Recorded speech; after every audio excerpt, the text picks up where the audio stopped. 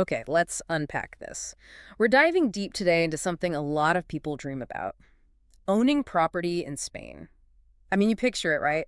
Those amazing Mediterranean summers, the sea breeze, sun pouring through terracotta rooftops. It feels like the ultimate endless holiday home. Oh, absolutely. That image is Uh, incredibly strong. But that's exactly why we need to talk about the illusion. the illusion. Yeah.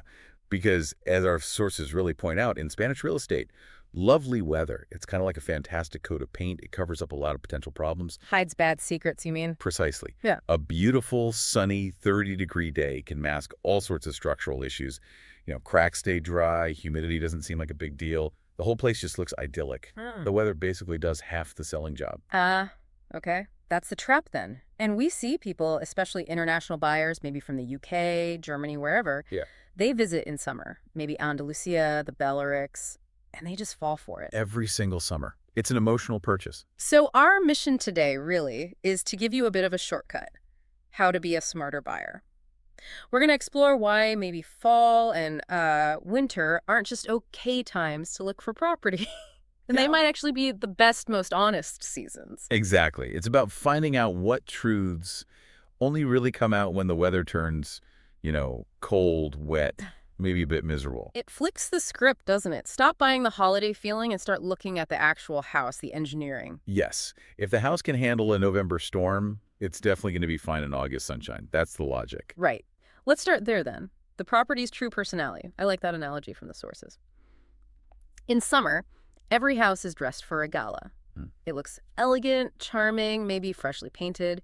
That's when most buyers visit, fall head over heels, and sign on the dotted line based on, well, a vacation vibe. Yes, absolutely. Mhm. But the version you're really buying, the one that dictates your comfort for, let's be honest, most of the year, that's what we're calling the morning The version. morning version, like after the party's over. Exactly. The gala dress is off. Think early December. Maybe it's pouring rain, winds howling, temperatures dropped. That's the house without the sunny polish. So what does that morning version actually show you? Is it just about feeling cold, or is it more structural? Oh, it's fundamentally about resilience. Uh, Summer's easy mode for a house. Right. Winter. That forces the structure to, well, perform.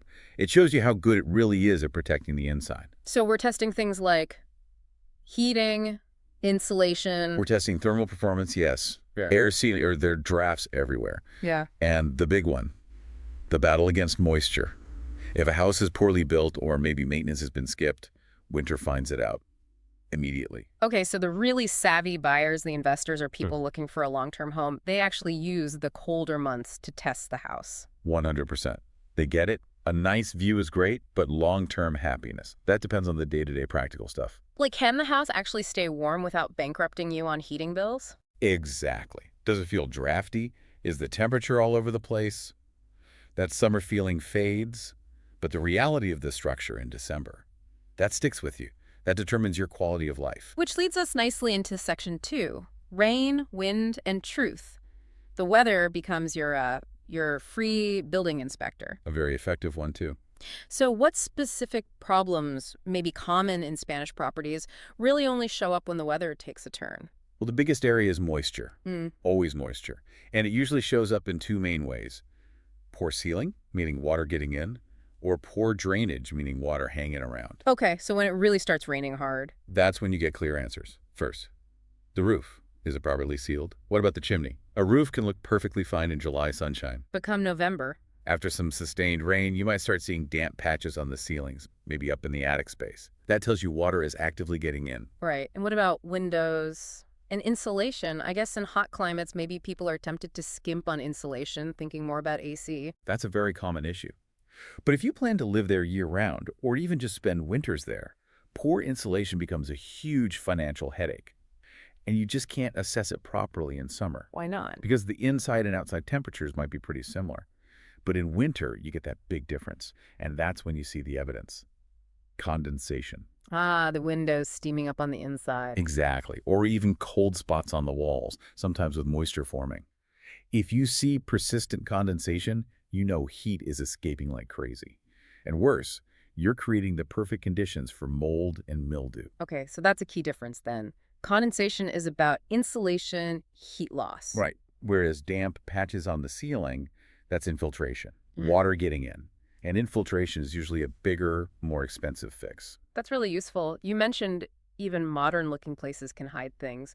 Got an example of something inspectors often find specifically in the wet season? Yeah, actually, exterior paint can be very revealing. One source mentioned a case, I think it was Costa Blanca. Beautiful villa, looked brand new, freshly painted bright white, perfect in summer. Looked the part. Totally. But then, after just 1 week of heavy November rain, the inspector noticed the paint on a lower section of an outside wall was bubbling, peeling off really fast. Yeah, wow. Not just a bad paint job then. Not at all. It was a classic sign they'd painted over a serious damp problem coming up from the ground, capillary damp. They tried to hide it, but once the wall was saturated with rain, the moisture pressure just blew the paint off. Couldn't contain it. That's a stark image. And what about outside the house itself? The garden, terraces? Drainage.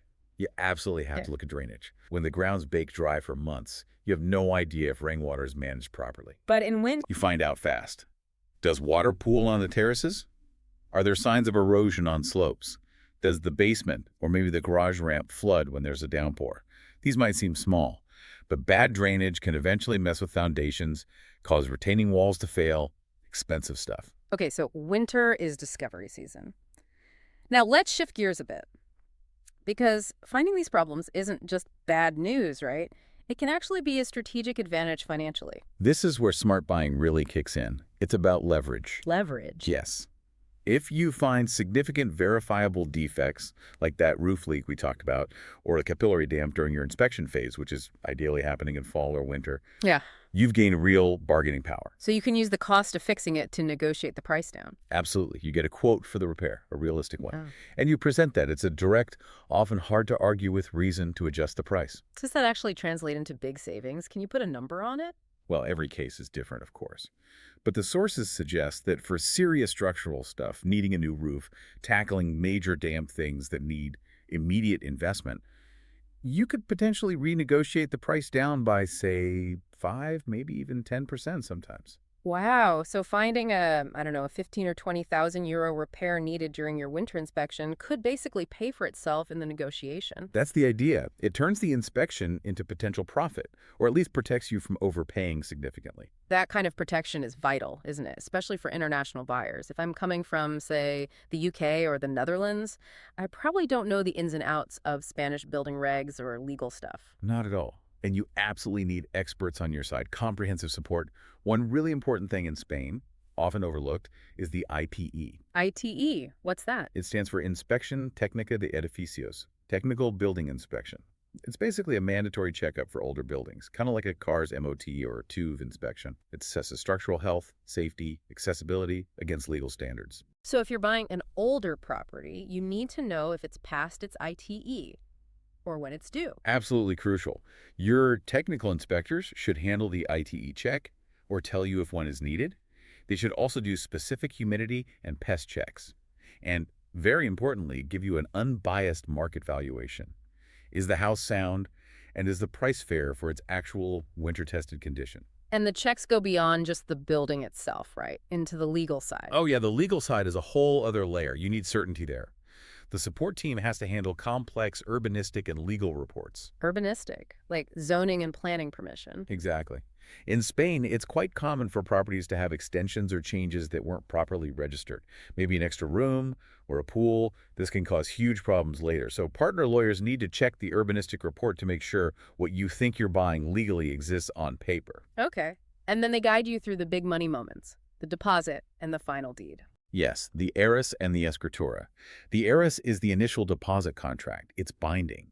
Your inspection findings and conditions need to be locked in here. Then the escritura is the final public deed, signed before a notary. You really need experienced help for both. And this applies everywhere, presumably, whether you're buying up north in rainy Galicia or down in the sunny Canaries. Everywhere. The climate varies hugely across Spain, from Galicia and Asturias to the Balearics or Canaries, but the principles of due diligence, structural checks, and legal verification are universal. Winter might look different in each place, but it still reveals truths.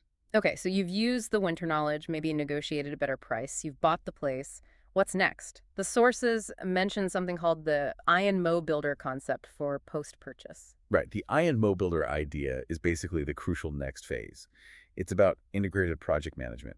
You found the property's weak spots in winter, you bought it at the right price reflecting that, and now you execute the plan to fix it and upgrade it. Turning it into that comfortable year-round home you wanted. Exactly. It's about making it energy efficient too. Yeah. This involves managing the renovations, dealing with the town hall for licenses, which can be a nightmare if you're not local or don't speak the language fluently. Right, the bureaucracy. Definitely. And then installing modern systems, maybe photovoltaic panels to slash electricity bills, especially in summer, efficient heat pumps or air conditioning that work well for both heating and cooling. The IMO Builder approach is about managing all that, ensuring the home you vetted in the cold is actually perfected for all seasons. Okay, so let's try and wrap this up.